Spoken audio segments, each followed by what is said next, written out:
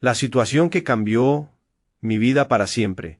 Nunca pensé que una sola mañana pudiera destruir todo lo que había construido en más de 30 años. Y lo peor es que ese día empezó como cualquier otro. Me levanté a las 6 como siempre. El cuerpo ya no responde igual después de los 50, pero uno se acostumbra. Preparé café, revisé el celular sin demasiado interés, y miré por la ventana del apartamento, que yo mismo había pagado, centímetro a centímetro, durante décadas. Ese apartamento era mi orgullo, mi seguridad, mi plan para la vejez, o eso creía.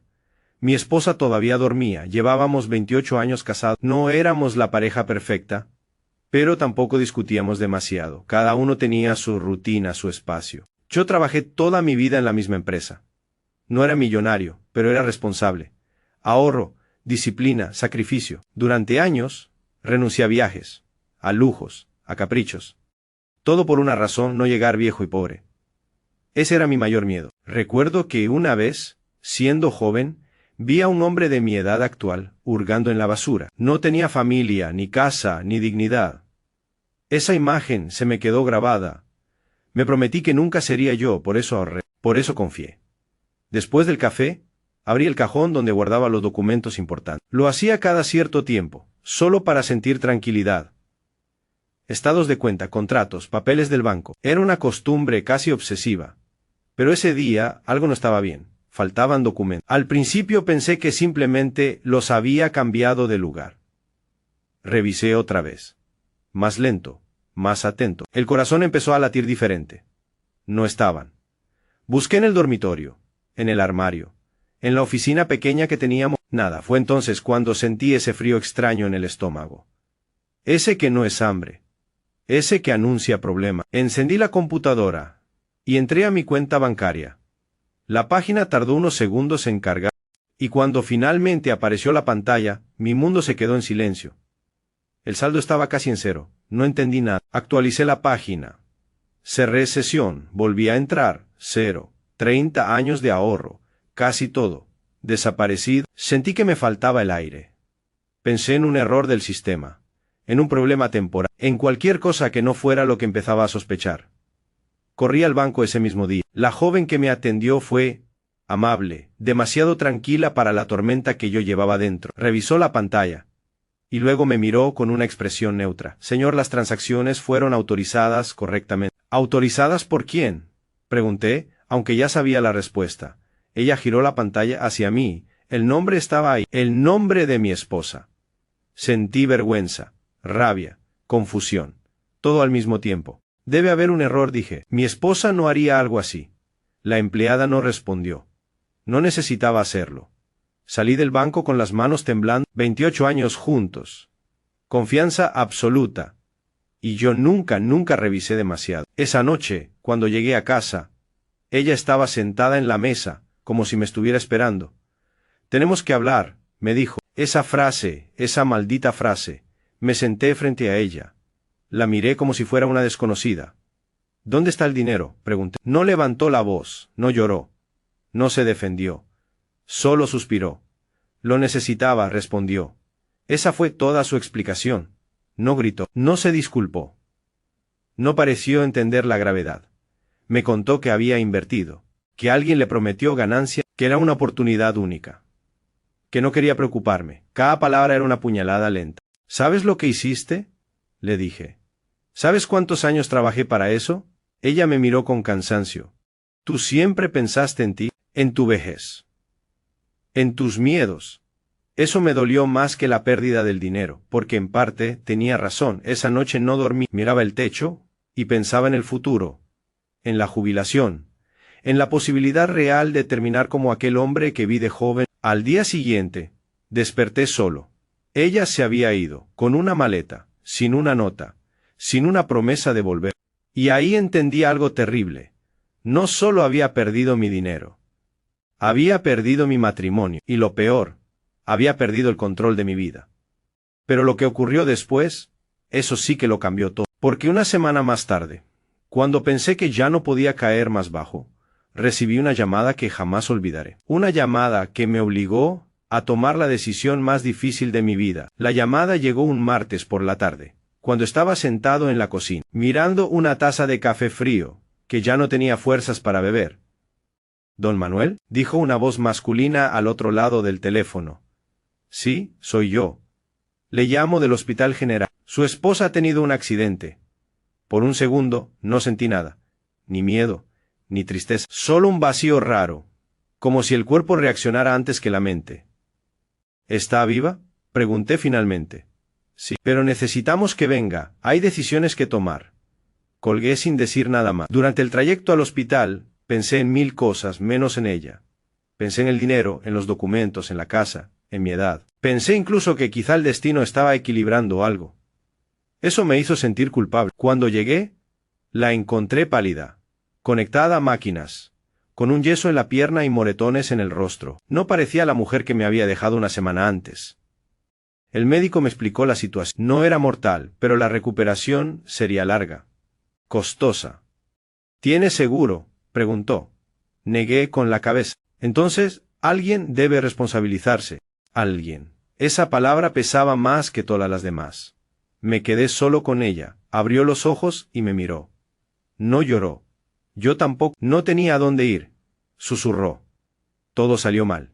Ahí supe que la historia del dinero no estaba completa. «¿Dónde está?», pregunté otra vez. Giró la cabeza. «Ya no existe». Sentí una mezcla de rabia y cansancio que no sabía que era posible sentir al mismo tiempo. «¿Sabes qué es lo peor?», le dije. «No es el dinero. Es que ahora ya no tengo edad para empezar de nuevo». Ella cerró los ojos. Tal vez por dolor, tal vez por vergüenza, firmé los papeles. Acepté la responsabilidad. Porque a pesar de todo seguía siendo mi esposa. Las semanas siguientes fueron un infierno silencioso. Hospital. Caja vacía. Llamadas del banco. Cuentas, vendí el auto, cancelé todo lo que pude. Empecé a vivir como alguien que ya había perdido. Una noche, revisando viejos documentos que había recuperado del fondo de un cajón, encontré algo extraño. Un contrato. No lo recordaba. Era un papel viejo, amarillento, con mi nombre y el de mi padre. Mi padre había muerto hacía 15 años. Siempre fue un hombre reservado. Nunca hablaba de dinero. Leí el documento una vez. Luego otra. Y ahí lo entendí. Había una propiedad. Una que nunca reclamé. Una que nadie mencionó. Una que estaba a mi nombre, pero con condición. El corazón me empezó a latir con fuerza. Al día siguiente busqué a un abogado. «Esto es real», me dijo. «Pero hay un problema». «¿Cuál?». «No es solo suya». Salí de la oficina con una sensación conocida, esperanza mezclada con miedo. Para reclamar eso, necesitaba enfrentar a alguien del pasado. Alguien que juré no volver a ver. Y esa decisión podía salvarme o terminar de destruirme. El nombre que aparecía en el contrato era uno que no había pronunciado en más de 20 años. Mi hermano, el mismo con el que dejé de hablar después del funeral de nuestro padre. La herencia nunca fue un tema claro en la familia. Mi padre era de esos hombres que creían que el silencio protegía. Nunca explicó nada, nunca dejó instrucciones claras. Cuando murió, solo quedaron preguntas y resentimientos. Mi hermano siempre pensó que yo era el favorito. Yo siempre creí que él era el aprovechado. La última vez que nos vimos, nos gritamos cosas que no se olvidan. Palabras dichas desde el orgullo, no desde la verdad. Y ahora, después de perderlo todo, el pasado volvía a tocar la puerta. El abogado fue claro. La propiedad está a nombre de ambos, pero hay una cláusula. Solo puede reclamarse si los dos están de acuerdo. ¿Y si uno no quiere?, pregunté. Entonces no hay nada que hacer. Nada. Esa palabra otra vez. Pasé días pensando si debía llamarlo. Cada recuerdo me daba una razón para no hacerlo. Pero cada factura me daba una razón para sí. Finalmente marqué el número. Sonó 3 veces. «¿Quién habla?», dijo una voz que reconocí de inmediato, aunque el tiempo la había vuelto más áspera. «Soy yo». «Silencio». «Pensé que estabas muerto», respondió. No fue un insulto, fue un hecho. «Necesitamos hablar», dije. «No tenemos nada que hablar». Papá dejó algo. Eso lo hizo callar. Nos encontramos en un café pequeño, lejos de todo lo que conocíamos. Cuando lo vi, me impactó. También había envejecido, de lo que esperaba. La vida tampoco había sido amable con él. No nos abrazamos, nos sonreímos. «Dime rápido», dijo. «No tengo tiempo». Le mostré el contrato. Lo leyó con atención. Sus manos temblaban un poco, así que al final, sí existía, murmuró. ¿Lo sabías? Pregunté. Siempre lo sospeché. La propiedad estaba en un pueblo pequeño, casi abandonado. Una casa vieja con terreno, nada lujoso, pero suficiente para empezar de nuevo, si se vendía. ¿Podemos dividirlo? Dije. Los dos necesitamos el dinero. Me miró con dureza. Tú siempre necesitaste más que yo, respondió. Ahí salió todo. Los reproches. Las culpas. Los años acumulados. Me habló de su divorcio, de sus deudas. De un hijo que casi no veía. Yo le hablé de mi esposa, del dinero perdido. Del miedo a envejecer sin nada. Por primera vez en décadas, nos escuchamos. Papá no quería que peleáramos, dijo finalmente. Por eso dejó esa cláusula. Eso me golpeó más fuerte que cualquier insulto. Si firmo, continuó, no quiero dinero. Quiero quedarme con la casa. Me quedé en silencio. ¿Y yo? Pregunté. Tú te quedas con la paz, respondió. Algo que siempre quisiste comprar. Era una mala oferta. O quizá, la única posible. Tenía que decidir.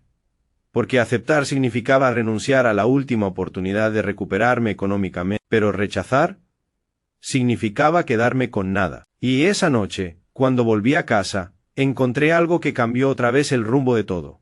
Un sobre, sin remiten, con una sola frase escrita a mano. Todavía no sabes toda la verdad. El sobre estuvo sobre la mesa toda la noche. No lo abrí de inmediato. A esa edad, uno aprende que algunas verdades pesan más que las mentiras. Pero al amanecer, con el silencio apretándome el pecho, lo hice. Dentro había copias de documentos bancarios, fechas, firma, transferencias. Y un nombre que no esperaba ver. El del amigo, que había convencido a mi esposa de invertir. Un viejo conocido mío. Habíamos trabajado juntos años atrás. Yo confiaba en él. Había cenado en mi casa, había brindado con nosotros. Seguí leyendo. Las transferencias no fueron una sola. Fueron muchas. Pequeñas al principio, luego grandes. Durante meses. Mientras yo trabajaba, mientras yo confiaba, mientras yo planeaba mi vejez, sentí náuseas. El sobre también contenía una nota, escrita con una letra temblorosa. Tu esposa no fue la mente, fue la herramienta. Él lo planeó todo. Me senté. El rompecabezas empezaba a encajar. Y era peor de lo que imaginaba. Ese mismo día fui al hospital. Ella ya podía sentarse. Me miró con miedo cuando entré. ¿Quién es él?, pregunté sin rodeo. Su rostro se desmoronó. No lo negó. Me contó la verdad entre lágrimas. Cómo ese hombre reapareció en su vida. Cómo la hizo sentir especial. Cómo le habló de oportunidades, de futuro, de recuperar lo que yo nunca le di. No fue solo dinero. Fue traición. Pensé que iba a devolverlo. Dijo. Pensé que era temporal. No grité. No levanté la voz. Ya no tenía fuerzas. ¿Dónde está ahora?, pregunté. Desapareció, susurró. Salí del hospital, sabiendo algo claro. No habría justicia. No habría devolución. No habría disculpa suficiente. Esa noche llamé a mi hermano. Acepto, le dije. Quédate con la casa. Hubo silencio. ¿Estás seguro?, preguntó. Más que nunca. Colgué, y por primera vez en meses dormí profundamente. Porque entendí algo tarde, pero a tiempo. El dinero puede perderse. Las personas pueden fallarte, pero la paz, esa solo se pierde cuando uno insiste en controlar lo que ya se fue. Vendí el apartamento. Pagué deuda. Me mudé a un lugar pequeño. Visito a mi hermano una vez al mes. Mi esposa ya no es parte de mi vida. Y aunque no tengo la vejez que planeé, tengo algo mejor: conciencia, silencio. Y la certeza de que esa situación no me destruyó, me despertó.